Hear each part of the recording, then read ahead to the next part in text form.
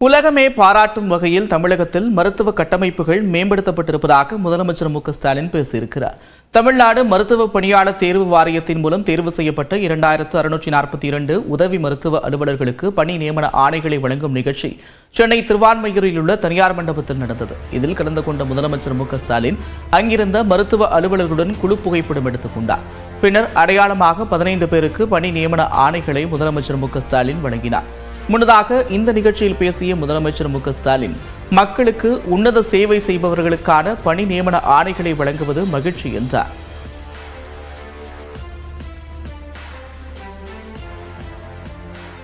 கிராமத்திலிருந்தும் சின்ன சின்ன நகரங்களிலிருந்தும் டாக்டர்கள் உருவானதுதான் அனைத்து தரப்பு மக்களுக்கு நல்ல முறையில் சிகிச்சை கிடைக்கும்.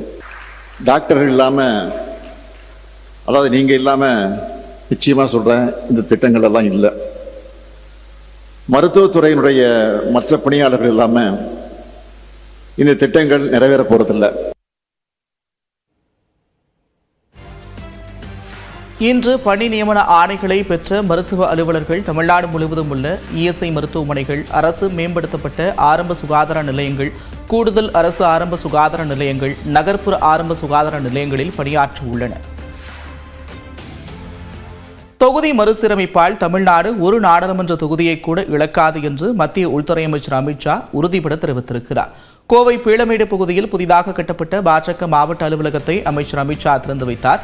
இதேபோன்று ராமநாதபுரம், திருவண்ணாமலை மாவட்டங்களுக்கான பாஜக அலுவலகத்தையும் அமித் ஷா காணொலியில் திறந்து வைத்தார். பின்னர் பேசிய அவர், தொகுதி மறுசீரமைப்பால் தமிழ்நாட்டின் நாடாளுமன்ற தொகுதிகளின் எண்ணிக்கை குறையும் என்று முதலமைச்சர் மு க ஸ்டாலின் தவறான தகவலை பரப்புவதாக குற்றம் சாட்டினார். श्रीमान स्टालिन जी, मोदी सरकार ने लोकसभा में स्पष्ट किया है कि डीलिमिटेशन के बाद प्रोरेटा के हिसाब से दक्षिण के एक भी राज्य का एक भी सीट कम नहीं होगा. தொடர்ந்து பேசிய அவர், காங்கிரஸ் ஆட்சியில் தமிழ்நாட்டிற்கு வழங்கப்பட்ட நிதியை விட பாஜக ஆட்சியில் 5 மடங்கு அதிகம் ஒதுக்கப்பட்டிருப்பதாக கூறினார். எதிர்வரும் சட்டமன்ற தேர்தலில் தேசிய ஜனநாயக கூட்டணி தமிழ்நாட்டில் ஆட்சி அமைக்கும் என்றும் அமித் ஷா தெரிவித்தார். तमिलनाडु में मुंबई और हरियाणा से भी बड़े बहुमत के साथ एनडीए की सरकार बनने जा रही है. தமிழ்நாட்டில் சட்ட ஒழுங்கு சீர்கெட்டிருப்பதாக குற்றம் சாட்டிய அமித் ஷா, ஊழல் செய்வதில் திமுகவினர் மாஸ்டர் டிகிரி பெற்றிருப்பதாக விமர்சித்தார். இந்நிலையில் மத்திய இணையமைச்சர் எல் முருகன், பாஜக மாநில தலைவர் அண்ணாமலை உள்ளிட்டோர் இந்த நிகழ்ச்சியில் கலந்து கொண்டனர். உலகின் பழமையான மொழியான தமிழில் பேச முடியாததற்கு வருத்தம் அளிப்பதாக உள்துறை அமைச்சர் அமித் ஷா தெரிவித்தார்.